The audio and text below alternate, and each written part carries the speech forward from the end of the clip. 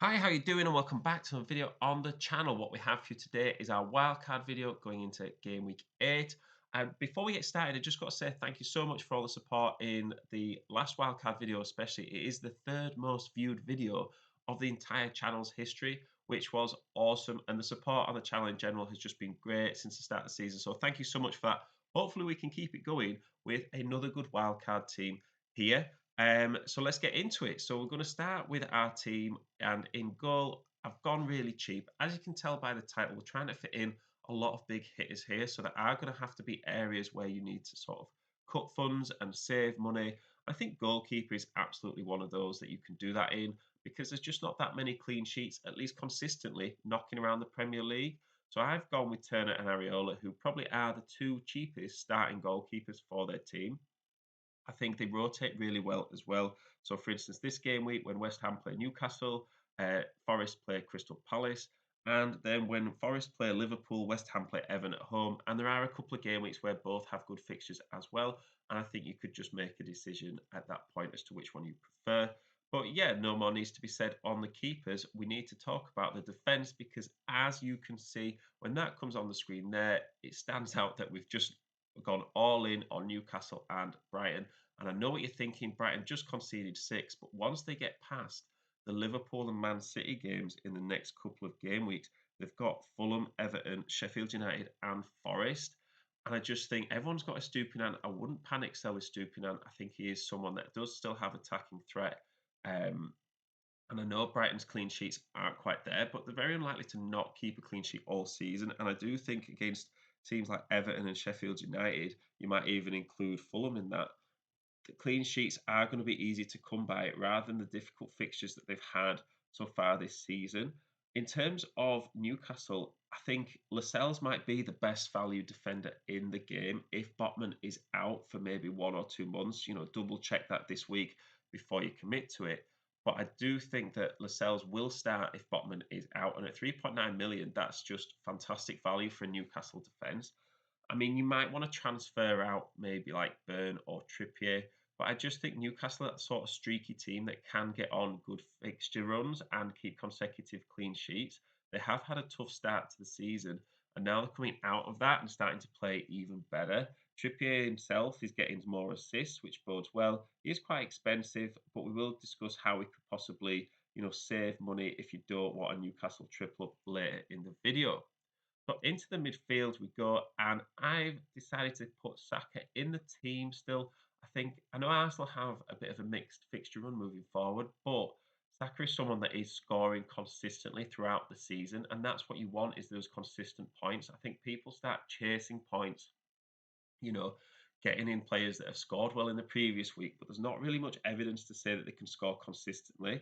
Saka is scoring goals and getting assists pretty much every game week. And if he stops giving penalties away to his teammates, he could have even more. And, if he'd have taken both penalties yesterday, they've ended up with a hat trick, hopefully.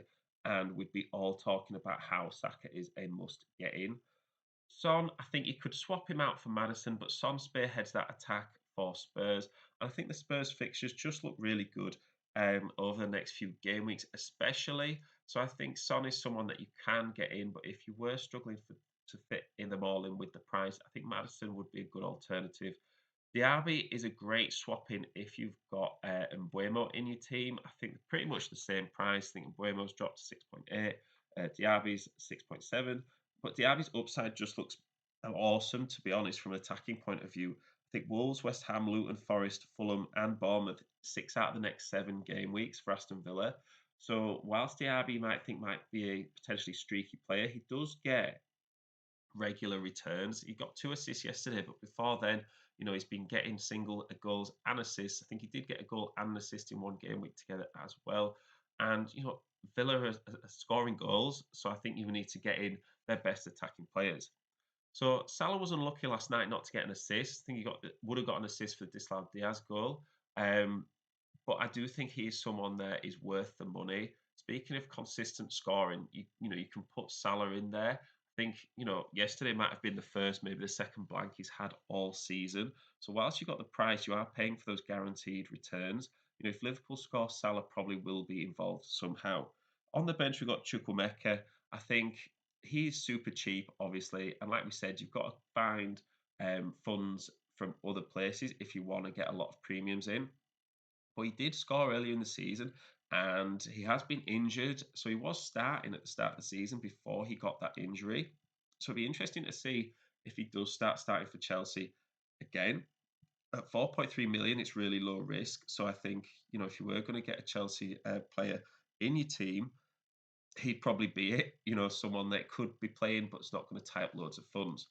So up front, I've gone with Haaland and Watkins. And shout out to us on the video last week because Watkins was even on the thumbnail. We weren't even telling you to get Watkins in. He was on the thumbnail for the wildcard video, and he's really paid off. I couldn't understand why people were selling him. He dropped to 7.9 million. And now he's already, after yesterday, back up to 8 million. So I think that's, you know, whilst I'm talking about not jumping on bandwagons for teams, Watkins has scored consistently all season in terms of points. He got 4 assists in his first 5 games.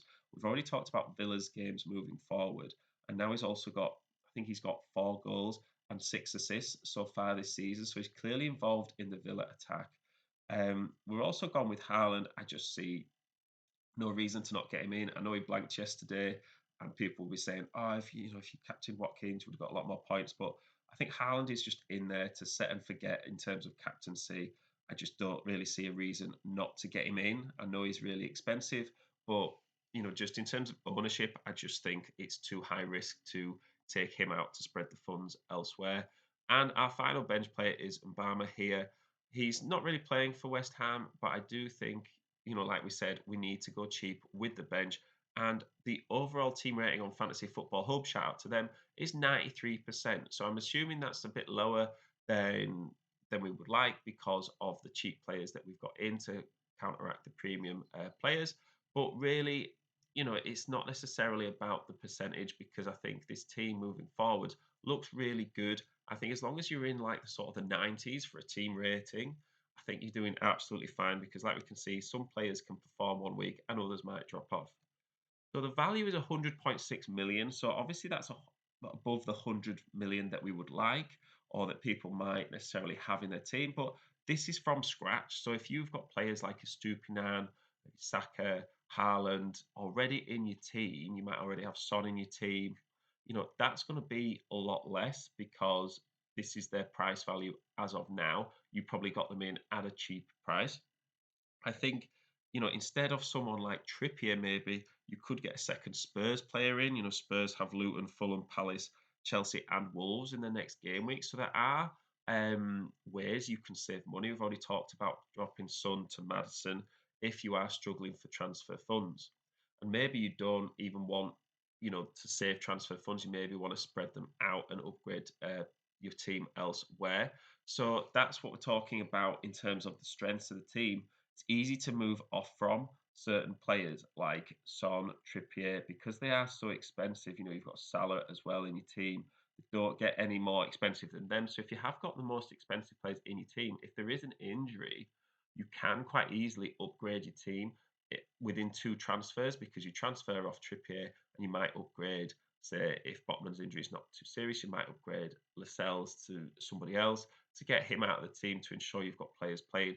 And strength is that there's lots of heavy hitters, but they're also consistent scorers as well. I wouldn't necessarily, bat an eyelid if everyone from the midfield and the attack scored in next game week. I think that's something that is absolutely possible, and I think the players from teams that are doing well and that are scoring consistently. So the weaknesses for me is that it is a weak bench, but we have talked about how you can counteract that moving forward.